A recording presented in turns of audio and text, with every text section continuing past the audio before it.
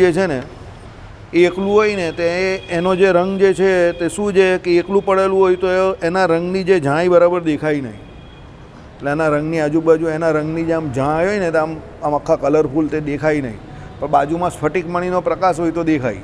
ઘણી વસ્તુ એવી હોય ને, ઘણા કલર એવા હોય, ઘણી ડિઝાઇન એવી હોય કે તમે એને આમ એકદમ જોરદાર લાઇટ મારો ને તો એ ડીપી ઉઠે અંદર, એ દેખાય. પણ લાઇટ કાઢી નાખો તો એ સો આખો મરી જાય, પછી કંઈ નહીં દેખાય. પછી ઘણા પેલા કલર એવા હોય ધૂપછાંવ કલર જેવા, એના અમુક પ્રકારના પ્રકાશની અંદર જ તમને એના ધૂપછાંવ કલરની જે એમ કે ફિલિંગ જે છે તે આવે. પણ પછી એ અમુક પ્રકારની લાઇટ હોય સફેદ સિમ્પલ, તે એમાં એ ધૂપછાંવ કલરની ફિલિંગ નહીં આવે. એટલે એ શું હોય કે પેલા લાઇટિંગને કારણે પેલાનો જે ધૂપછાંવપણાનો જે લક્ષણ જે છે ને તે ખીલી ઉઠે છે. એનામાં ધૂપછાંવપણાનું લક્ષણ છે, પણ એ ખાલી લાઇટિંગ એવું હોય તો જ એ પ્રકાશમાન થાય, નહીં તો એ પ્રકાશમાન નહીં થાય એમ. બરાબર. એટલે આ જાસૂદના ફૂલમાં એવું છે કે જાસૂદના ફૂલની બહાર એક આખી કલરની લેયર હોય એમ, પણ એ એમ સામાન્ય નરી આંખે ના દેખાય તમને.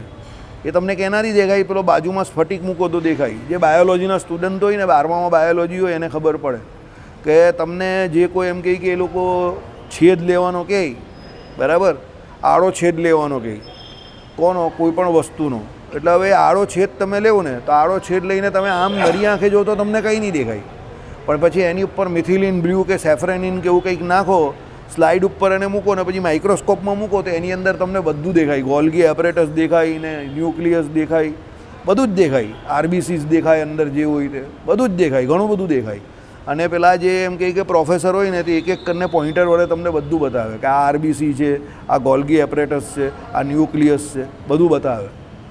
બરાબર. એટીપી સેન્ટર જે હોય તે દેખાય કે આના દ્વારા એમ કે આ શક્તિ ઉર્જાનું કેન્દ્ર છે, આ એટીપી સેન્ટર છે, બધું તમને દેખાડે. પણ કહેવાનું તાત્પર્ય શું છે? તમને નરી આંખે નહીં દેખાય. જ્યાં સુધી તમે એને માઇક્રોસ્કોપમાં નહીં મૂકો ત્યાં સુધી એ તમને ન દેખાય. એટલે માઇક્રોસ્કોપની જરૂર છે. હવે હું અહીંયા કહેવા શું માગું તે સમજો.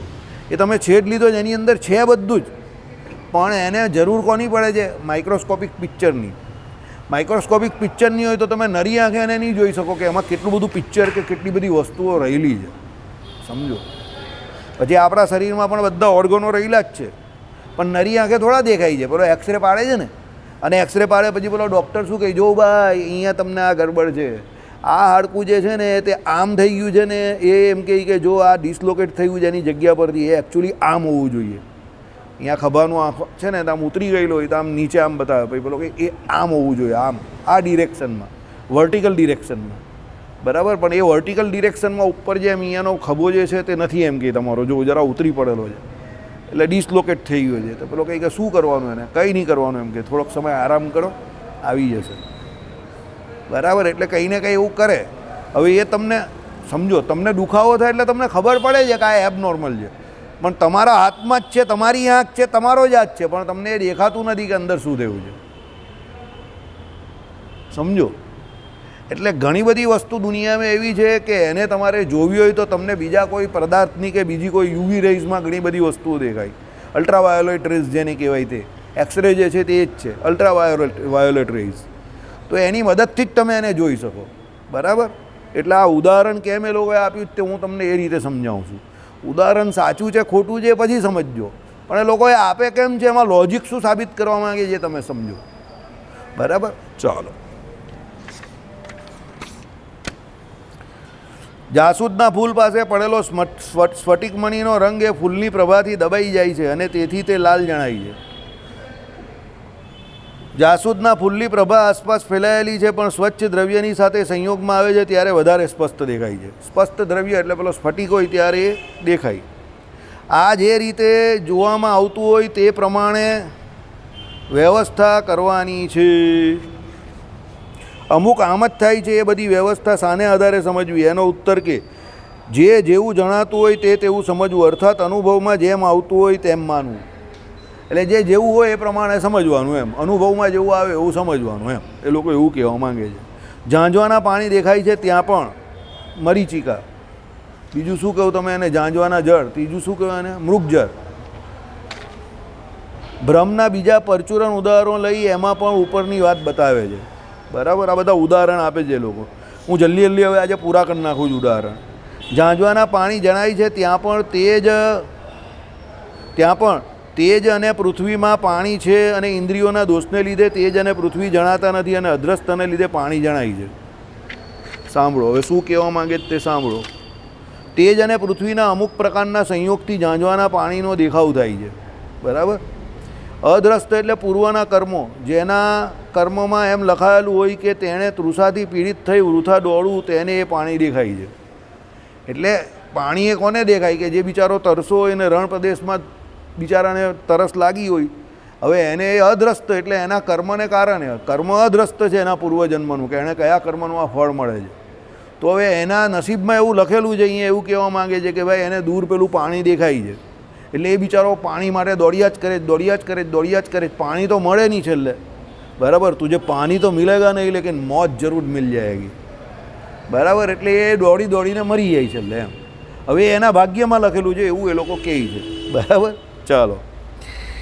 અદ્રષ્ટને લીધે પાણી દેખાય છે માટે એ ઝાંઝવાના પાણીનું જ્ઞાન પણ યથાર્થ જ છે. એટલે એમ કહે કે એ ઝાંઝવાનું જળ જે છે તે પણ યથાર્થ છે એમ.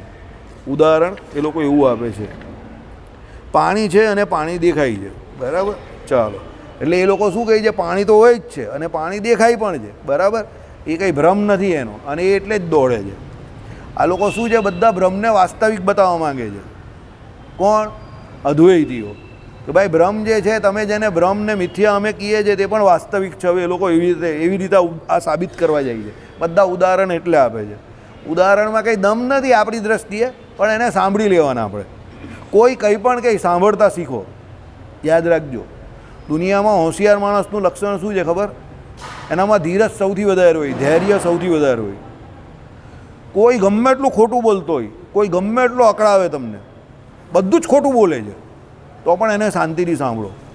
અને એને એવું ન લાગવું જોઈએ કે હું ખોટું બોલું છું ને આને ખબર પડી ગઈ. એને એવું જ લાગવું જોઈએ એ તમને કહેતો હોય ત્યારે કે હું આને મૂર્ખ બનાવી રહેલો છું, ના મૂર્ખ બની રહેલો છે. ઉલટી એને તમે એવું રિએક્શન આપો કે એને કમ્પ્લીટલી એવું થઈ જાય કે મેં આને કમ્પ્લીટલી મૂર્ખ બનાવી દીધો. એને ખુશ થવા દો. રિએક્શન નહીં આપો, એને પૂરેપૂરો ખુશ થવા દેવું. એ ઘરે જઈને ડાન્સ કરવો જોઈએ. બાટલી પીતો હોય તો બાટલી પણ પીવો જોઈએ, સમજો, તમારા નામની. પણ પછી એ જાય પછી તમારે જે કરવાનું છે ત્યાં તમારું કામ ચાલુ થાય છે. તાત્કાલિક નહીં રોકો એને. એક્શન તમારે પછી કરવાની છે, એની સામે નહીં કરવાની. આ મજબૂત માણસની નિશાની છે. લાઈક મિસ્ટર નરેન્દ્ર મોદી, સમજો. એ કોઈ દિવસ જાહેરમાં કંઈ ન બોલે, પણ એ જે કરવાનું હોય એ કરે જ. અત્યારે એણે કહ્યું છે કે કોરોના જેવા સમય માટે રેડી રહેજો, એટલે એની વાતમાં આમાં કંઈ ને કંઈ દમ છે. એને અંદર ખાનેથી એવી ખબર પડી ગઈ છે કે આ ફટાકડો જે ફૂટી ગયેલો છે, હવે આને અંદર સમેટવો અત્યારે એટલો સરળ નથી. એને ઇનડાયરેક્ટલી આપણી પ્રજાને હિન્ટ આપી દીધી લોકસભામાંથી કે કોરોના જેવા સમય માટે તૈયાર રહેજો.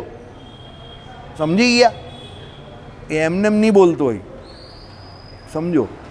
એ માણસ બહુ બુદ્ધિશાળી છે. એ તમને ડરાવતો નથી, એ તમને ચેતવે છે.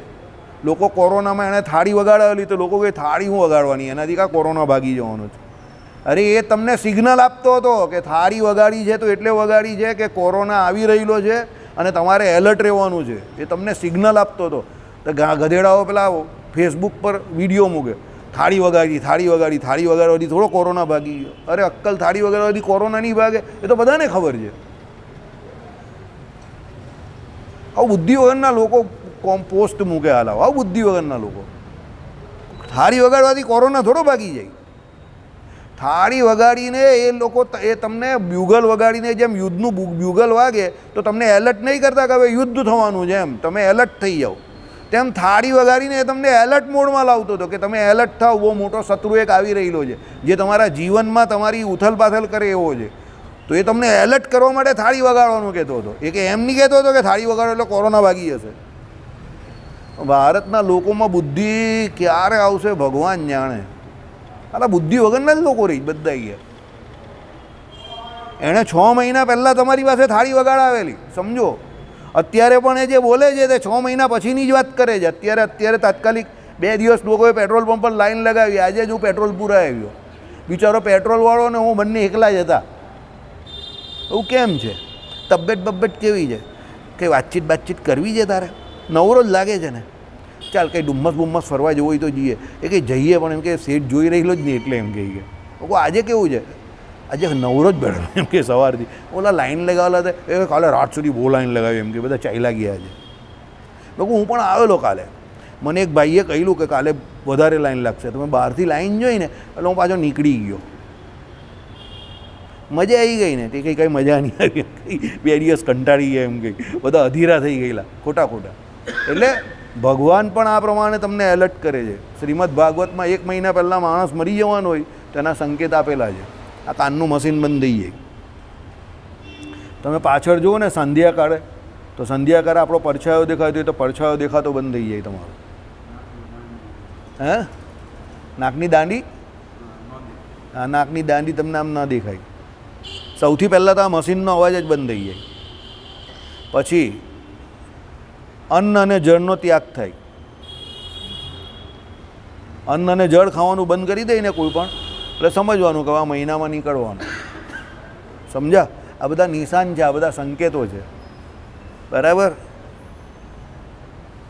રાત્રે સ્વપ્નને વિશે તમે નગ્ન અવસ્થામાં ફરતા દેખાય તમને, એટલે સમજવાનું કે તમારી વિકેટ જવાની. આખા નાગા ફરતા દેખાવ ને તમે નગ્ન અવસ્થામાં. અમુક શબ્દ એવા લખેલા છે શાસ્ત્રોમાં કે બોલતા શરમ લાગે, પણ હવે એવી રીતે બોલીએ તો જ એનો અર્થ થાય ને, નહીં તો અર્થ કેવી રીતે થાય? સમજો, સામુદ્રિક શાસ્ત્રમાં અને સ્વપ્ન સૃષ્ટિમાં પણ આ પ્રમાણે જ લખેલું છે.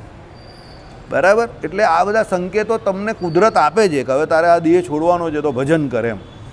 પણ પેલો સંકેતો લે નહીં તો પછી એનો વાંક ને. સમજો, ભગવાન તો કુદરત તમને સંકેત દરેક જગ્યા પર આપે છે, પણ પેલાને સંકેતો ગ્રહણ કરતાં આવડવું જોઈએ ને. ભાગવતજીમાં નહીં આવ્યું ડાબું અંગ અને જમણું અંગ ફરકે તે? આપણે વર્ષોથી કહીએ છીએ, કોઈ માનતું નથી. હું તમને એટલે કહું, શાસ્ત્રો સાંભળો તો એમાં જે શબ્દો કહેવા માંગે છે એને સમજો કે શુભ અશુભ જે સુકનો જે છે તે રિયલ છે. પુરુષનું જમણું અંગ ફરકે, કોઈ કાર્ય એ કરતો હોય અને એનું જમણું અંગ ફરકે તો સમજો એનું 100% કામ થઈ જવાનું. અમારા જીવનમાં આવું કેટલી વાર થયું હશે, અગણિત વખત થયું છે. આ બાપુજી કહે ને અમે જતા હોય, જા આજે કામ થઈ જશે, અને થઈ જ જાય, ગેરંટેડ થઈ જાય. અને મારા બાપા એમ કહે ને કે આજે જરા બેસી ગયા શાંતિથી, હવે કંઈ મજા નથી. અને તમે જાઓ ને, તમે રખડીને ગરમીમાં તેલ કાઢીને પાછા જાઓ પેટ્રોલ બાળીને, કામ થાય જ નહીં. સમજો? એટલે એમાં શું હોય, જે ભજન કરતા હોય, ભગવાનની નજીક હોય તો ભગવાન એને એવા શુભ કે અશુભ સંકેતો આપી દે.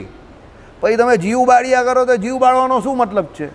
શાંતિથી ખબર છે તમને કામ નહીં થવાનું, તો બેઠા બેઠા ઘરે કંઈ માળા ફેરવો, ભજન કીર્તન કરો, સ્તોત્ર બોલો, મંત્ર બોલો, કથા વાર્તા સાંભળો, એમ કરીને ભજન કરો ને ખાલી લોહી પીવાનો કા ફાયદો છે? એટલે શુભ અને અશુભ સંકેતો કયા છે. યશોદાજીને જે આપણે જોયા તે, પછી રૂક્ષ્મણીજીને જોયું કે રૂક્ષ્મણીજીએ શું કહ્યું કે અમને અમારા દાબા અંગે એમ કે ફરકતા લાગે છે, અને પ્રદ્યુમ્નજી તરત આવી ગયા. કેટલા 20 વર્ષથી એનો છોકરો ખોઈ ગયેલો, તે પાછો આવી ગયો. ચલો બોલો, એને કોઈ દિવસ જોયેલો પણ નહીં.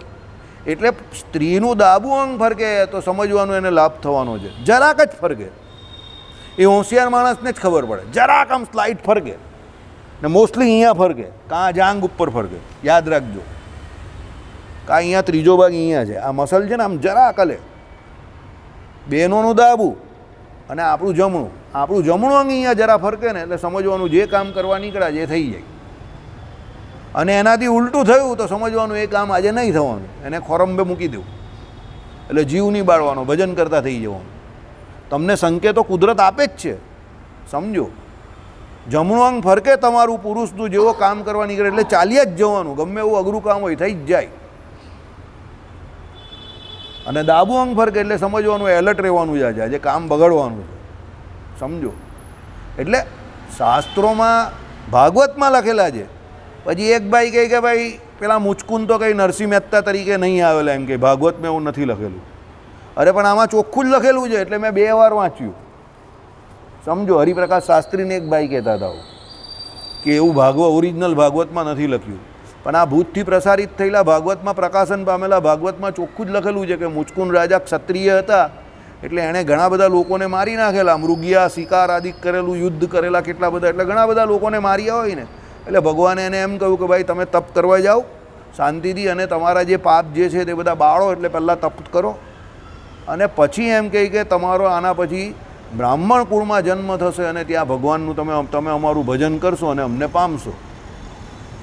એટલે પહેલાં જે આ ક્ષત્રિય હતા પછી એ બદ્રિકાશ્રમ તરફ ગયા, પછી એમનો બીજો જન્મ ત્યાં જ આપણે બધાને ખબર છે નરસિંહ મહેતા રૂપે થયો બ્રાહ્મણ કુળમાં. બરાબર. એટલે જે સારા વક્તાઓ જે છે તે કહે જ છે, પણ હવે ઘણાને એવી આદત હોય કે બધી બાબતમાં ખાલી ડીંગલી કરવાની, પોતાનું કંઈક નવું લાગે ને લોકોને બતાવવા માટે એટલે ડીંગલી કરે ખાલી. પણ હવે એમાં ડીંગલી કરવાની કાં જરૂર છે? હવે મુચકુન નરસિંહ મહેતા હોય તો તમને એમાં કાં ફેટમાં કે શું ફરક પડે છે? અને ન હોય તો પણ શું ફરક પડે છે? એનાથી કાં કંઈ શાસ્ત્રના બહુ મોટા વચનમાં કંઈ બહુ મોટો ફેર પડી ગયો, સિદ્ધાંતમાં કાં કંઈ ફેર પડી ગયો? જે જગ્યા પર સિદ્ધાંતમાં ફેર નહીં પડતો હોય ત્યાં હરિભગત નહીં કરવાનું, બધે હરિ નહીં લગાવવા જવાની. સિદ્ધાંતમાં ફેર પડતો હોય તો હરિ કરવી. હવે એમણે ભજન જ કર્યું ને નરસિંહ મહેતાએ, આપણા ગુજરાતનું નામ ગૌરવ વધાર્યું અને કેટલું બધું ભગવાનનું ભજન કર્યું. 51 વખત ભગવાને એમને પ્રત્યક્ષ દર્શન આપ્યા. તો આપણે તો એ ભગવાનના ભક્ત હતા, તો એના ગુણ જ ગાવા ને. મહારાજે શું કહ્યું? નરસિંહ મહેતાના પદ ગાવા. શ્રીજી મહારાજે વચનામૃતમાં કહ્યું કે નહીં? હવે ભગવાને કહી દીધું છે તો પછી આપણે શું લેવા દેવા? હવે મુચકુન છે કે નહીં એની જોડે હવે એટલી બધી એના કંઈ ધડમૂળ ઉખાડવાની કંઈ જરૂર નહીં. હા ભાઈ છે તો છે, પણ લખેલું છે ભાગવતમાં આ પ્રમાણે. બરાબર છે. એટલે એવું ઘણામાં એવું છે, પણ કહેવાનું તાત્પર્ય શું છે? પછી હવે એમાં આપણે એમ કહ્યું કે ઓરિજિનલમાં નથી ને પેલામાં નથી ને આમાં નથી ને, તો ભાઈ આમાં ભુજમાં લખેલું છે તો કેમ લખેલું છે? પછી ઉદ્ધવજીવાળા ચરિત્રમાં ભુજમાં કંઈ જ નહીં લખેલું કે ઉદ્ધવજી ગયા તો જ્ઞાન ઉપદેશ માટે ગયા, તો પ્રેમનો સંદેશો ભક્તિનો સંદેશો મેળવવા માટે ગયા. હવે આ બધા વક્તાઓ તો કેટલી બધી વાત કરે છે કે ભાઈ ભક્તિનો સંદેશો એમને ન હતો એટલે ભક્તિનો સંદેશો એમણે, એટલે એ મેસેજ એમણે કોની પાસે? ગોપીઓ પાસે લીધો ને કેટલું બધું લખે છે. પણ આ ભાગવતમાં તો એવું કંઈ આવતું જ નથી. ભાઈ નથી આવતું તો નથી આવતું, આપણે શું ફેર પડે છે? એ ભગવાનની જોડે રહેતા હતા અને ભગવાનને ઓળખતા હતા અને ભગવાનનું ભજન કરતા હતા. તો આપણે શું વાંધો છે? ભગવાનનું ભજન કરતા હતા તો આપણે એ ભગવાનનું જ ભજન કરવાનું જ નહીં. એમાં વાંધો શું છે? અરે કંઈ નહીં, કોઈ હર્ષદ મહેતા નથી અહીંયા, જોઈ લઉં. આયરો હર્ષદ મહેતા બેઠેલો છે, નરસિંહ મહેતા નહીં, વાહ હર્ષદ મહેતા બેઠેલો છે. બરાબર. ચાલો, બીજો એક હર્ષદ મહેતા આવેલો નથી એટલે હું બોલવાનો હતો, પણ મેં કોઈ જવા દે ભગતને બાજુ. ઓકે ચાલો. હવે આ ઉદાહરણો, બળતું લાકડું ચક્કર ફેરવવામાં આવે ત્યાં પણ એ લાકડું ઘણી ઝડપથી ફરતું હોય તો એ સર્વદેશ એટલે વર્તુળના સગળા ભાગ સાથે સંયોગ હોય છે અને વચ્ચેનું અંતરાળ જણાતું નથી એમ જણાય છે. તે સ્વાભાવિક છે. આપણે પેલું બળતું લાકડું હોય અને આમ ગોળ ફેરવીએ તો પછી આપણે વચ્ચેનું અંતર નહીં દેખાય ને, એવું પેલું ગોળ દેખાયા કરે. બસ શું કહેવાય ને? કઈ ચકડી? હા બસ ભોંય ચકડી. એ મારે નામ જાણવું હતું, તમે જે બોલ્યા હતા નામ બહુ સરસ. નહીં, નામ બહુ સરસ છે. એટલે મને અમુક વસ્તુના નામ ને અમુક વસ્તુ જાણવાની ઈચ્છા જરા ગમે. બ્રહ્મચકડી. ઓકે, ભોંય ચકડી. હા એ બસ એ ચક્રાકાર અગ્નિ હોય છે તે અંતરાયનું ન જણાવવું એ વસ્તુ સ્થિતિ નથી, માટે ગોળ આકાર દેખાય છે એ સ્વાભાવિક છે. બરાબર. ચાલો.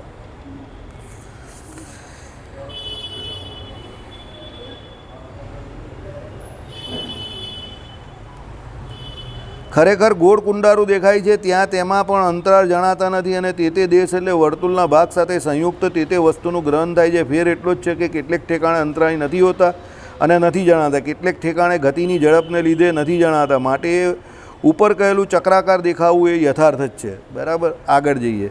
દર્પણમાં આપણું પોતાનું મોં દેખાય છે તે પણ યથાર્થ જ છે. દર્પણ સાથે અથડાઈ પાછા ફરેલા નેત્રના કિરણો દર્પણના સ્થળનું ગ્રહણ કરે છે, ત્યાં પણ ઘણી ઝડપને લીધે વચ્ચેનું અંતરાળ જણાતું નથી, એ તેથી એમ જણાય છે. આપણે અરીસાની સામે ઊભા રહીએ ને તો આપણે સીધું આપણું મોઢું દેખાય પણ વચ્ચેનું અંતર નહીં દેખાય. તમે દાખલા તરીકે અહીંયા હું બેઠેલો છું ને સામે અરીસો છે, તો આમ ઊભો થાવ ને અરીસાની સામે જાઉં ને તો વચ્ચેનું ડિસ્ટન્સ નહીં દેખાય. એમ પેલા અરીસામાં સીધું મારું મોઢું જ દેખાય. પણ એ કેમ એવું થાય? ભાઈ આપણા જે કિરણો જે આપણે ત્યાંથી રિફ્લેક્ટ થઈને અરીસા પર પડે છે તેની સ્પીડ એટલી બધી છે કે વચ્ચેનું અંતર એમાં એ નહીં થતું, ગણાતું નથી. જો એવું જ લખ્યું. જાણે નેત્રના કિરણો દર્પણમાં મોંનું ગ્રહણ કરતા હોય એમ. ખરી વાત એ છે કે દર્પણનું ગ્રહણ કરી પાછા ફરી મોંનું ગ્રહણ કરે છે, એટલે કે એ કિરણો આમ દર્પણ પરથી સીધા મોઢા પર આવે. પણ દર્પણના અને મોંના ગ્રહણ વચ્ચે જે અંતરાળ પડે છે એ કિરણની ગતિની ઝડપને લીધે જણાતું નથી. પેલી કિરણની ઝડપ એટલી ફાસ્ટ થઈ જાય છે કે પેલું અંતર વચ્ચેનું જે છે જણાતું નથી. મેં તમને કહ્યું એ જ છે આમાં લોજિક, બીજો કોઈ નથી. તમે આમ જોયું ને ફટાક દઈને આમ આવી ગયું પાછું એમ, એટલે પેલું વચ્ચેનું ડિસ્ટન્સ જે છે તે દેખાતું નથી. બરાબર. ચાલો, દર્પણમાં આપણું મોં દેખાય છે તે પણ યથાર્થ જ છે. દર્પણ સાથે અથડાઈ પાછા ફરેલા નેત્રના કિરણો દર્પણના સ્થળનું ગ્રહણ કરે છે. ત્યાં પણ ઘણી ઝડપને લીધે વચ્ચેનું અંતર જણાતું નથી, તેથી એમ દેખાય છે. ચાલો, પૂરું થયું. હવે દિગ્ભ્રમ થાય છે. દિગ્ભ્રમ એટલે દિશાનો ભ્રમ. કેટલીક વાર દિશાઓ ભૂલી જવાય છે. આપણે કઈ દિશાથી આવ્યા અને પૂર્વમાં જઈએ કે પશ્ચિમમાં એ સમજાતું નથી. આ સાચી વાત છે. અહીંયા આપણે નહીં થાય. આપણે જંગલ તરફની એ બાજુ ગાઢ જંગલમાં ને એમાં ખોવાઈ જઈએ અને હાઈવે પર ઘણી વખત રસ્તામાં ખોવાઈ જઈએ ત્યારે આપણે એવું થાય. પછી ફરી ફરીને હવે પાછા ત્યાં જ આવી જઈએ. આપણે જ્યારે ગાડી ચલાવતા હોય ત્યારે આપણે એવું લાગે કે આપણે આમ સીધી દિશામાં જઈ રહેલા છે, એટલે આગળ જઈ રહેલા છે. પણ પાછા ફરીને રાતના આવેલા હોય, રાતનો સમય હોય ને એટલે પ્રકાશ હોય નહીં, એટલે આપણે ખાલી ગાડીની લાઇટિંગથી જ ચાલતી હોય આપણી ગાડી, ને આપણે આપણી બુદ્ધિથી ગાડી એ દિશામાં ચલાવતા હોઈએ. પછી કોઈ જગ્યા પર કોઈ વળાંક આવે ને આપણે વળી જઈએ ને પછી પાછા આ બાજુ આવીએ તો પાછા જે જગ્યા પરથી ગયા હોય ત્યાં જ આવી જઈએ. આવું બધા જોડે થયું હશે. જેટલાએ ડ્રાઇવિંગ કર્યું હશે અને રસ્તો ભૂલ્યો હશે એટલે આવું અહીંયા બેઠેલા દરેક જોડે થયું હશે જીવનમાં કોઈને કોઈ સમયે. એટલે એ દિશાનો ભ્રમ થઈ ગયો. તમને લાગે એવું કે હું આ દિશામાં આગળ જઈ રહેલો છું, પણ એકચ્યુઅલી તમે બીજી ઉલટી દિશામાં આગળ જઈ રહેલા હો. આવું જીવનમાં પણ થાય ઘણી વખત. આપણે એવું લાગે કે હું મારી જગ્યાથી બહુ જીવનમાં બહુ આગળ નીકળી ગયેલો છું. બરાબર. પણ ઘણી વખત શું થાય, સાયકલના પેન્ડલ તમે મારતા જ હો, બહુ જોરમાં મારતા હો, પણ સાયકલ સ્ટેન્ડ પર જ હોય. સાયકલ કાં હોય? સ્ટેન્ડ પર જ હોય. એટલે તમે પેન્ડલ માર્યા જ કરો, માર્યા જ કરો, પછી છેલ્લે કહો ભાઈ સાયકલ તો સ્ટેન્ડ પર જ છે. એટલે તમે ત્યાંના, એટલે એ તમારી સાયકલ ત્યારે સાયકલ તરીકે કામ નહીં કરે. જીમમાં પેલું ટ્રેડમિલ હોય ને, એ ટ્રેડમિલ તરીકે કામ કરતી હોય. એટલે તમારી એનર્જી જે છે તે, કે તમારું વજન ભજન જે છે તે એ બરાબર ઠીક થઈ જાય, પણ તમે આગળ વધો નહીં. સમજી ગયા? બહુ મસ્ત છે ઉદાહરણ, બધા બહુ જોરદાર છે, શીખવા જેવા છે. એટલે જીવનમાં ઘણી વખત એવું થાય, તમે પેન્ડલ તો બહુ મારો, પણ તમે જાઓ ત્યાંના ત્યાં જ રહેવું. ત્યારે શું સમજવાનું, પેલું અદ્રસ્ત દેવું જે છે તે ઠીક નથી. અને ઘણી વખત તમે સૂઈ ગયા હો. આમ મને મારી પહેલી જોબ મળેલી ને, કેવી રીતે મળેલી ખબર? હું મારા ઘરે ખાટલા પર સૂઈ ગયેલો. બપોરે તડકો હતો, હવે જ ગરમી હતી, અને શાંતિથી સૂઈ ગયો હતો. 4, 4:30 એક મારો મિત્ર અને મને પાછળ લાત મારી જોરમાં, ભણામ દઈને. તો હું સીધો ગભડીને બોલવાનો હતો, તો કંઈ જે બોલવાનું હોય તે જ. તો પેલાને જોયો ને, મેં કહું બોલ ભાઈ કેમ અત્યારે? ચાલ એમ કે તૈયાર થઈ ગયા. મને કે, મેં કહું કેમ, કાં તૈયાર? તું તૈયાર થઈ ગયા. તો હું તૈયાર થયો, તો મને લઈ ગયો અને સીધે ખુરશી પર જ બેસાડી દીધો. અને સિપ્લા કંપનીનો મેનેજર આવી ગયો. અમારે ઇન્ટરવ્યૂ લેવા મળે. મેં કહું તું ઘરે બોલતો હોય, કેમ કે તને કાં બોલવાની કઈ જરૂર છે? તને તો નહીં બોલવાનું એ શીખવાડવું પડે ને, બોલવાનું એ તો તને શીખવાડવું જ કાં પડે છે? એટલે એને સીધો મને બેહાડી દીધો. પેલા અમારો ઇન્ટરવ્યૂ લઈ લીધો. પેલા મને પાસ પણ કરી નાખ્યો અને મને 400 માણસની વચ્ચે બોમ્બે મોકલી દીધો. પ્લેગ આવેલો ને ત્યારે બધી ટ્રેન બેન બધું બંધ થઈ ગયેલું ને હું પહોંચી ગયો, પાસ થઈ ગયો એમાં પણ, ને મને નોકરી મળી ગઈ. સમજો, પહેલી જ નોકરી એવી સિપ્લા જેવી કંપનીમાં. ઘરે ઊંઘતો હતો, ઊંઘતા કામ થઈ ગયું. પેલો આવીને લાત મારીને લઈ ગયો. મેં ત્યારે મને પેલો ડાયલોગ યાદ આવ્યો, ઇસકી તો લાત મેં બી બડા દમ હે. હકીકતમાં એની લાતમાં બહુ દમ છે. એ પેલો મારો મિત્ર ગોલ્ડ મેડાલિસ્ટ, લક્ષ્મીને સરસ્વતીનો વરદ પુત્ર, આજે પણ કામ ધંધા બધું બહુ જોરદાર. એ હકીકતમાં તમને લાત મારે ને તમારું ભાગ્ય ખીલી જાય. આજે પણ એવો છે, સમજો. નસીબનો બહુ બળ્યો. 10મા સ્થાનમાં મંગળચંદ્ર, લક્ષ્મી અધિપતિ યોગ. એની કુંડળી જ જો એટલે આમ વજન પડે તમને. એની છોકરી ગૂગલમાં છે, 25 કરોડ રૂપિયા પગાર. અને તું તો આમ હલવા માંડે આખો, તારા મગજના ટાંટિયા હલી જાય એવો. બરાબર. એની આવક અત્યારે તમને કહો ને, તમને નજર લાગી જાય. બોલો. કામ બહુ સિમ્પલ. સવારે 10 વાગે આવે, બપોરે 1 થી 3 બંધ કરી દેવાનું કામકાજ, 3 થી 7 ચાલુ કરવાનું, ચાલુ રાખવાનું, બેસી જ રહેવાનું. અને માણસો જ કામ કરે, ખાલી એણે ખાલી સેલ ને એ બધું ચેક જ કરવાનું શાંતિથી. રાજા જેવું જીવન. છોકરા છોકરી બેવ America. Once a king always a king. મેં તમને શું કીધું? રાજા જેવું વિચારું, પહેલેથી રાજા જેવું જ વિચારે છે અને રાજા જ છે. સમજો, બરાબર? એટલે કહેવાનું તાત્પર્ય શું છે ભાઈ, એના પૂરવાનું છે તે ભોગવે છે. એમાં કોઈ મારા ઘણા બીજા મિત્રો હોય તો બધા બહુ ઈર્ષા કરે એની ઉપર, તો બહુ નસીબદાર આમ તેમ. એના મને કોઈ ઈર્ષા નહીં. અને એને ખબર છે બાજી, હમણાં એની દુકાને હું એક વસ્તુ લેવા ગયો તો મને અંદર બેસાડ્યો. એને મને કહી તું બીજું તો કંઈ ખાવાનું નથી, અંદરથી ચણાનો ડબ્બો ખાડ્યો. ચણા આવે ને આપણા, મેં કહું આ ઘોડાના ચણા છે. તેમ કે તું એવો જ છે, ઘોડા જેવો જ છે. એમ કે ચાલ ચણા ખાઈએ. એમ કે બીજું તો તું કંઈ ખાવાનું નથી. પછી બેઠા બેઠા ચણા ખાતા હતા અમે લોકો, સમજો. આ ભાઈ પણ આવેલા, એને પણ થોડા ચણા ખવડાવ્યો, બરાબર? એ કહે કે તમે કંઈ બીજું ખાઓ નહીં, તમે કે તમારા માટે એમ નહીં કહે કે ભજીયા મંગાવો કે કંઈ. હું તો તું કે મંગાવી લેવા, એને હકીકતમાં એવો છે એ મંગાવી શકે છે, એને મંગાવી પણ લે. એવો કંઈ જીવનો પણ ટૂંકો નથી. હવે આપણે કંઈ ખાઈએ જ નહીં તો કરીએ શું? કે ચણા તો ખાય. તો એમ કે આ ચણા ચાલે, સૂકા ચણામાં હું વાંધો? તો સૂકા ચણા મંગાવ્યા. એટલે કહેવાનો મતલબ તમારા ભાગ્યમાંથી કોઈ કંઈ છીનવી શકતો નથી. શાસ્ત્રોના એક એક વાક્ય સાચા છે. હું તમને એ કહેવા માગું છું, હું એની વાત નહીં કરતો. શાસ્ત્રોમાં જે લખેલું છે કે અદ્રષ્ટ જે છે, જે દેખાતું નથી, એ તમારા ભાગ્યમાં હશે ને તો આ મેં તમને 2 એક્ઝામ્પલ આપ્યા. તમને લાત મારીને લઈ જશે પેલો, અમારું પર્સનલ ઉદાહરણ. લાત મારીને મને એને લઈ ગયો, બરાબર?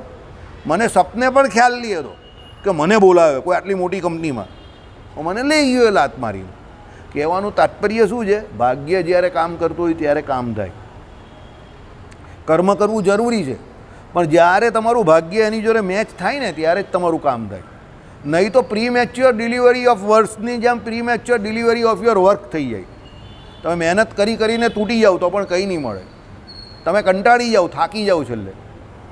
એટલે પુરુષાર્થ કરવાની ના નહીં પાડી, પુરુષાર્થ કરો, પણ પુરુષાર્થ કરીને પછી એનું ફળ જે છે તે ભગવાન ઉપર છોડી દેવું. કારણ કે અદ્રષ્ટ છે ભાઈ, તમારા હાથમાં નથી. એ કર્મનું ફળ પરમાત્મા આપનારા છે ને એ અદ્રષ્ટ છે. પણ તમારું ભાગ્ય સારું હશે તો ગમે ત્યારે, અરે એને સુકન અપસુકન પણ નહીં નડતા.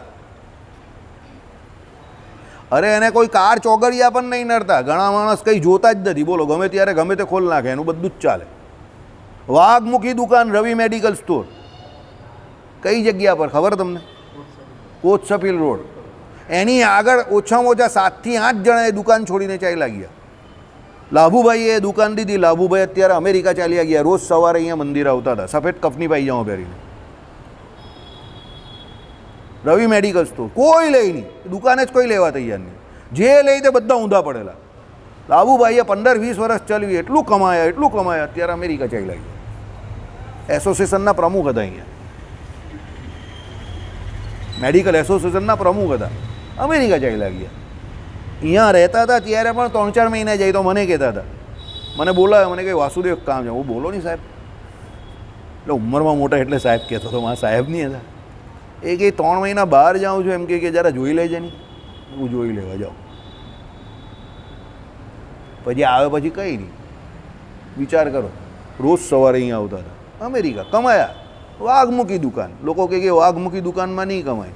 મેં એને કહેલું પણ મેં કહું લાવુભાઈ આ વાઘમુખી દુકાન છે તો બધા કોઈ આપણે કંઈ નડતું નથી. એમ કે તું જ જો નહીં, એમ કે મને નડે છે, એને નહીં નડી. લોકો ગૌમુખી દુકાન શોધતા હોય, એણે વાઘમુખી દુકાન લઈ લીધી. ચાલો બોલો, એમાંથી મેડિકલ સ્ટોર વાળો સિમ્પલ, કે એવી કંઈ બહુ મોટી વાત પણ નથી. મેડિકલ સ્ટોર કમાયા ભાઈ. તો રવિ મેડિકલ જ ચાલે પાછા આખા રોડ ઉપર, બીજા કોઈ મેડિકલ ચાલે જ નહીં. એમાં રોજ સવારે એક ભાઈઓ આવતો હતો, તે ફાઇઝરની કોરેક્સની 2 બોટલ સાયકલ પર લઈને પી જાય, ધર આમ કરીને ગટરમાં નાખીને ચાલ્યો જાય. એ આવે ને જે દિવસ, એટલે એ લોકોનો ધંધો ચાલે. 20 રૂપિયાની કોરેક્સ એને રોજ આપી જ દેવાની. એ પીએ એટલે પેલો બી મસ્ત ને આ બી મસ્ત. કોરેક્સમાં પેલો આવતું હતું ને, મસ્ત નસો ચડે પેલાને. પેલો 2 બોટલ પીએ ને આમ કરીને બાજુની ગટરમાં જ ગબડાઈને ચાલ્યો જાય સીધો. શું કરવાના? ભાગ્યની વાત છે, સમજ્યા? ચાલો, હવે આ દિશાનો બ્રહ્મ થાય છે, એમાં શું આવે છે? દિગ્બ્રહ્મ છે, એ પણ દિશા, એક દિશામાં બીજી દિશા રહેલી હોય છે. એટલે એક દિશામાં બીજી દિશા રહેલી છે એટલે એ બ્રહ્મ થાય જેવું એ લોકો કહેવા માગે છે. કેવી રીતે? સાંભળો. એક ગામવાળાના ને જે પૂર્વે છે તે બીજા ગામવાળાને પશ્ચિમે હોય છે. તમારું ગામ છે, 2 ગામ છે, તો એક ગામની પશ્ચિમ એક જગ્યા છે, તો બીજા ગામના પૂર્વમાં એ જગ્યા છે, ઇત્યાદિ. આ રીતે દરેક દિશામાં બીજી બધી દિશાઓ રહેલી જ છે અને દિગ્ભ્રમ થાય છે. ત્યારે એક દિશા દેખાય છે અને બીજી અંદર દબાઈ જાય છે. આવું એ લોકો કહે છે. એવું કંઈ હોતું નથી. એકચ્યુઅલી તો બધી વસ્તુ જે છે તે ઓન પેપર તમે જોવો ને, ગૂગલ મેપમાં જોવો તો તમે ગમે ત્યાં આખા વર્લ્ડનો નકશો જોવો તો તમને ખબર પડે ને કે ભારત કા છે. તો દિશાભ્રમ કેવી રીતે થાય? દિશાભ્રમ આપણી ભૂલને કારણે થાય. બાકી એકચ્યુઅલી તો જે જગ્યા જ્યાં છે ત્યાંની ત્યાં જ છે ને, એ કંઈ થોડી ખસી જાય છે. સમજો, દાખલા તરીકે પૃથ્વી ચાલે, આમ ફરે છે, ગોળ ફરે છે, બરાબર? તો તમે સવારે તમારા ઘરેથી નીકળો છો અને સાંજે પાછા ઘરે જ પહોંચો છો, તો કેવી રીતે ઘરે પહોંચો? પૃથ્વી ફરી જતી હોય તો તમે પૂર્વમાં આવો તો પશ્ચિમમાં નહીં ચાલ્યા જાઓ, ને પશ્ચિમમાં આવો તો પૂર્વમાં નહીં ચાલ્યા જાઓ.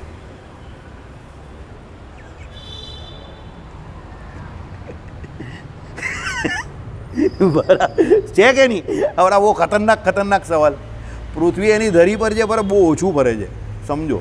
એટલે તમે પૂર્વમાંથી આવો તો પાછા પૂર્વમાં જ આવો, ને પશ્ચિમમાંથી આવો તો પશ્ચિમમાંથી જ આવો, સમજો. એ એટલી બધી નહીં ફરતી રોજ કે તમે પૂર્વમાંથી નીકળો ને પછી સાંજે જાઓ તો તમે પૂર્વની પશ્ચિમ ગયો તો તે જગ્યા પૂર્વમાં પહોંચી ગયો. એટલી બધી નહીં ફરતી. સમજ પડે છે? ફરે છે ખરી, પણ એ એટલી બધી નહીં ફરતી કે તમે આખા દિશા ફરી જાય. આઈડિયા આવે છે? આવું છે. પછી પેલું પાણીવાળું મેં તમને નહીં પૂછેલું, 80% ને કે 80% તમે પાણી લેવો ને એની અંદર પૃથ્વી નાખો તો ઓગળી જાય. હવે એમાં પૂછતા હતા ભાઈ કે તમે જવાબ નહીં આપ્યો, તો એમાં ભગવાનનો આધ્યાત્મિક જવાબ એમાં એવો છે કે પરમાત્મા જે સૃષ્ટિની રચના કરે છે ને, ઉત્પત્તિ પછી સ્થિતિ રાખે છે ને, તેમાં એ ભગવાન એની સ્થિતિ રાખે છે. દાખલા તરીકે 14 લોકનું બ્રહ્માંડ બનાવેલું છે, તો આ વચ્ચે કયો લોક છે આપણો? બોલ ભાઈ, આ કયો લોક છે? કયા લોક પર રહેવું તમે કયા લોક પર રહેવું છો? હે? ભૂલોક. ઓકે, ચાલો. ભૂલોક એટલે પૃથ્વીલોક, મૃત્યુલોક પર તમે રહેવું છો. હવે ભૂલોકની ઉપર જ વાતાવરણ જે છે ને ત્યાં ભુવલ લોક છે. ભુવર સ્વહ, એની ઉપર સ્વર્ગલોક છે. જનલોક, તપલોક, મહરલોક બધું ઉપર છે. છેલ્લે ઉપર સત્યલોક છે, સમજો. ભગવાને આ સૃષ્ટિની રચના કરીને પછી એને ધારવાનું કામ ભગવાન કરે છે. ભગવાનના જે પેલા જ્ઞાન, શક્તિ, બળ, વીર્ય, ઐશ્વર્ય, તેજ એ ગુણ છે ને, તો એ ભગવાન જે એને ધારવાનું કામ કરે છે ને, તો બધું શેરભેર નહીં થઈ જતું. જે જ્યાં છે ત્યાંનું ત્યાં જ રહી છે. એટલે પાણી જે છે તે પૃથ્વી પર 80% છે. બીજું, પૃથ્વી કરતાં જળ જે છે તે 10 ગણું વધારે છે. જળ કરતાં તેજ 10 ગણું વધારે, એના કરતાં વાયુ, એના કરતાં આકાશ 10 ગણું વધારે. હવે જે જેમાંથી ઉપજ્યું, તો જે કારણ હોય તે તો વધારે હોય ને મજબૂત જ હોય કાર્ય કરતાં. કારણ કે એનામાં ઉપજાવવાની તાકાત હોય તો જ એને ઉપજાવે ને, સમજો. એટલે કારણ તો મજબૂત જ છે. એટલે પાછું જ્યારે પ્રલય અવસ્થામાં પેલું લીન થાય છે તો પેલું પેલામાં જ લીન થાય છે. હવે જે કન્વર્ઝન રેટ છે ને એ પણ 10%, 10%, 10%નો જ છે. મહતત્વમાંથી અહંકાર થયું, સાંભળો, તો એ મહતત્વના 10મા ભાગમાંથી જે એક અંશમાંથી જ પેલું અહંકાર થયું, પણ પેલા મહતત્વ આખું અહંકારમાં કન્વર્ટ નહીં થઈ જતું. મહતત્વ એની પોતાની પોઝિશન તો જાળવી જ રાખે છે. એમ અહંકારમાંથી સાત્વિક, રાજસ અને તામસ અહંકાર, એ પ્રમાણે પૃથ્વી, જળ, તેજ, વાયુ, આકાશ બધાનું સમજવાનું. હવે એ પૃથ્વી જે છે તે અત્યારે કેટલી છે? 20%. અને જળ કેટલું છે? 80% છે. તો પણ એ પૃથ્વી એટલે નહીં ઓળખતી કે ભગવાન એને જાળવી રાખે છે. કેવી રીતે? સમુદ્રનું પાણી કેટલું અગાધ છે, કેવો ખતરનાક સમુદ્ર હોય છે. એ સમુદ્ર એની મર્યાદા ઓળંગીને જ્યારે સિટીમાં ડુમ્મસનો દરિયો આવી જાય તો કોઈ બચે ખરું? પણ એ સમુદ્ર એની જગ્યા નહીં છોડતું. કેમ નહીં છોડતું? ભગવાન એને એ પ્રમાણે ધારીને રહેલા છે. સૃષ્ટિ ભગવાને રાખવી છે. જ્યારે જળ પ્રલય આવશે ને ત્યારે એ જ પ્રમાણે થશે. પૃથ્વી આખી જળમાં લીન થઈ જશે, છાણાની જેમ. છાણું જેમ તમે પાણીની અંદર લીન કેવું થઈ જાય, એમ પૃથ્વી જળમાં લીન થઈ જાય. જળ જે છે તે તેજમાં લીન થઈ જાય. તેજ જે છે તે પછી વાયુમાં, વાયુ આકાશમાં, એમ કરીને બધું એકબીજામાં લીન થાય. અને છેલ્લે પેલું મૂળ માયામાં લીન થાય. મૂળ માયા મૂળ પુરુષમાં, અને શાંતિથી આત્યંતિક પ્રલય થાય ત્યારે પેલો મૂળ પુરુષ પણ ત્યાં બેસી જાય અને ભગવાન પણ શાંતિથી એકલા બેસી જાય. અને સૃષ્ટિ કરવી હોય તો પાછા એ રીતે જ ભગવાન કરી નાખે.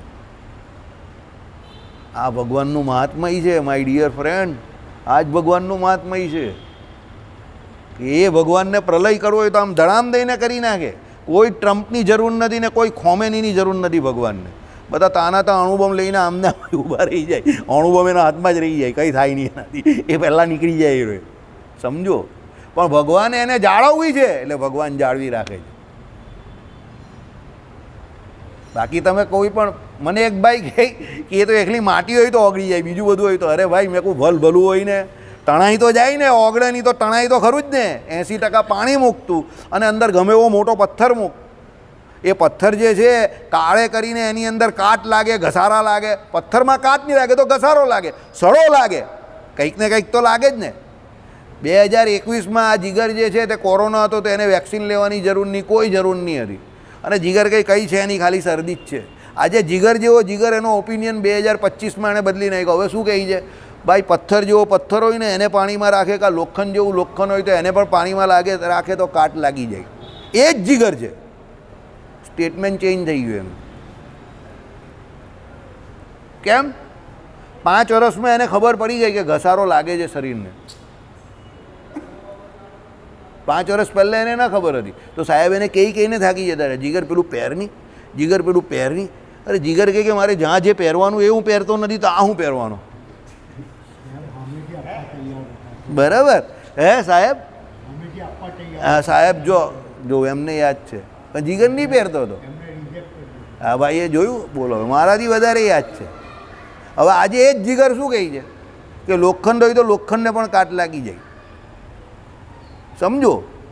એટલે માણસની ઉંમર વધે ને તો ઘણી વખત ઉંમર સાથે મોટો નહીં થાય પણ અનુભવ સાથે મોટો હંમેશા થાય. હવે એને અનુભવ થઈ ગયો કે ઘસારો લાગે.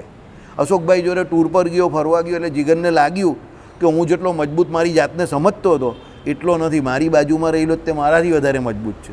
એની જોડે અશોકભાઈ જોડે એના બાપા પાછા 80 વર્ષના, એ એનાથી વધારે મજબૂત. સમજી ગયા તમે? એટલે બહુ ખતરનાક માણસ. એના બાપા મસાજ કરે તે જોવાનું. મનીષ તારો મસાજ કરતાં કરતાં તને રડાઈ પાડે, તને એવું લાગે કે આ મને મારી રહેલા છે.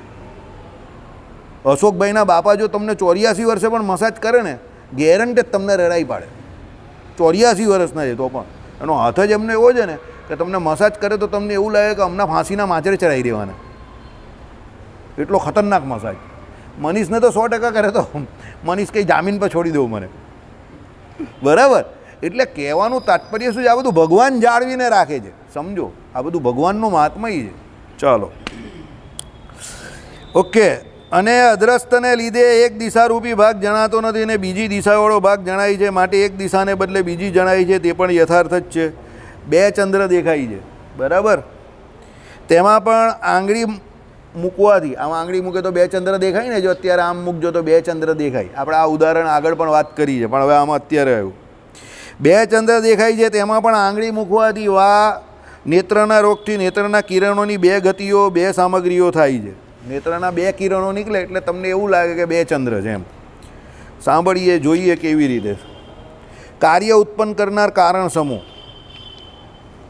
તેથી એ 2 સામગ્રી એકબીજાથી સ્વતંત્ર રીતે ચંદ્રના 2 જુદા જુદા જાણવામાં કારણ બને છે. તેમાંની એક સામગ્રી પોતાના સ્થાન સહવર્તમાન ચંદ્રનું ગ્રહણ કરે છે અને બીજી કંઈક વાંકી ગતિવાળી હોવાથી ચંદ્રની પાસેના સ્થાનનું ગ્રહણ કરીને પોતાના સ્થાન વગરના એકલા ચંદ્રનું ગ્રહણ કરે છે. સમજો એ શું કહેવા માંગે તે સાંભળો. દેખાતા 2 ચંદ્રો પૈકી એક દેખાય છે, તેમાં એ ચંદ્ર જે સ્થાને ખરેખર રહેલો હોય છે તે સ્થાન વિશિષ્ટ ચંદ્રનું ગ્રહણ થાય છે અને બીજો દેખાય છે, તેમાં એ ચંદ્રની પાસેની જગ્યા દેખાય છે અને તે સાથે ખરા સ્થાન વગરનો એકલો ચંદ્ર દેખાય છે. આ પાસેની જગ્યાનું જ્ઞાન અને એકલા ચંદ્રનું જ્ઞાન એ 2 મળી બીજા ચંદ્રનો ભ્રમ બને છે. એટલે બીજો ચંદ્ર હોતો નથી પણ એનો તમને ભ્રમ થાય છે કે ત્યાં બીજો ચંદ્ર છે. કેમ? પેલું તમે આમ કરો ને એટલે તમારા આંખમાંથી જે એક કિરણ નીકળતું એની જગ્યા પર 2 કિરણ દેખાય, 2 કિરણ નીકળે. હવે 2 કિરણ છે ને, તમારે બીજું કિરણ એક્ઝેક્ટ પેલો એક ચંદ્ર છે ને એની બાજુમાં જ પડે. એક જે રિયલ ચંદ્ર છે ને એની બાજુમાં જ પડે.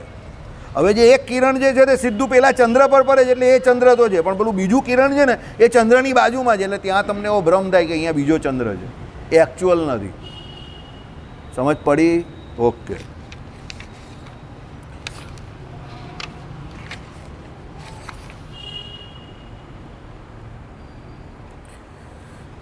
તેમાંની એક સામગ્રી પોતાના સ્થાન વર્તમાન ચંદ્રનું ગ્રહણ કરે છે અને બીજી કંઈ વાંકી ગતિવાળી હોવાથી ચંદ્રની પાસેના સ્થાનનું ગ્રહણ કરીને પોતાના સ્થાન વગરના એકલા ચંદ્રનું ગ્રહણ કરે છે. તેથી જો કે બે સામગ્રી વડે એકી વખતે બે જુદા જુદા સ્તરે એક જ ચંદ્રના ગ્રહણ થાય છે, તો પણ ગ્રહણ જુદા જુદા હોવાથી ગ્રાહ્ય એટલે ચંદ્રના આકાર જુદા જુદા હોય છે અને બેના એકત્વનું ગ્રહણ થતું નથી. તેથી ચંદ્ર બે છે એ રીતનું અમુક જ્ઞાન થાય છે. ઓકે, ચંદ્ર એક છે છતાં બે જણાય છે તેનું કારણ કે બે વાર એ ગ્રહાય છે. એક વાર તો એને પોતાના સ્થાને અને બીજી વાર એની પાસેની જગ્યાએ. એ આપણે કહ્યું એ પ્રમાણે. એક જ મિનિટ ચલાવીએ, પછી આપણે કથાને વિરામ આપશું. આ બીજા સ્તર પાસેની જગ્યાનું ગ્રહણ અને મૂળ સ્તર વગર માત્ર ચંદ્રનું ગ્રહણ, એ બે ગ્રહણ એવા એક પછી એક ઝડપથી વચ્ચે વ્યવધાન અંતર વગર જ થાય છે. એટલે એ વચ્ચે બંને જે આપણે પેલા જે અંદરથી કિરણ નીકળ્યા ને એ બંને વચ્ચેનું અંતર બહુ સીમિત હોય છે. એટલે પેલા ચંદ્ર વચ્ચેનું પણ અંતર પેલું બહુ સીમિત અંતર એ પડે, એટલે તમને પેલો ભ્રમ થાય છે. બરાબર? શું થયું? બે ગ્રહણ એવા એક પછી એક ઝડપથી એટલે વચ્ચે વ્યવધાન એટલે અંતર વગર થાય છે કે બીજું સ્તર તે ચંદ્રનું વિશેષણ બની જાય છે. ત્યાં બંને સામગ્રીઓ પારમાર્થિક યથાર્થ જ છે. આ બીજા ગ્રહણમાં ચંદ્ર નથી અને જણાય છે એમ નથી, છે અને જણાય છે.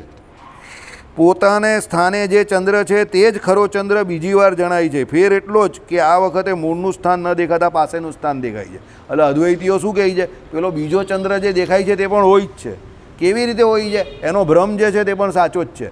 અહીંયા અદ્વૈતીઓ શું સાબિત કરે છે? કે ભ્રમ જે છે તે મિથ્યા નથી. શ્રીપતિમ શ્રીધરમ સર્વદેવેશ્વરમ ભક્તિધર્માત્મજમ વાસુદેવમ હરે માધવમ કેશવમ કામદમ કારણમ શ્રી સ્વામિનારાયણમ નીલકંઠમ ભજે.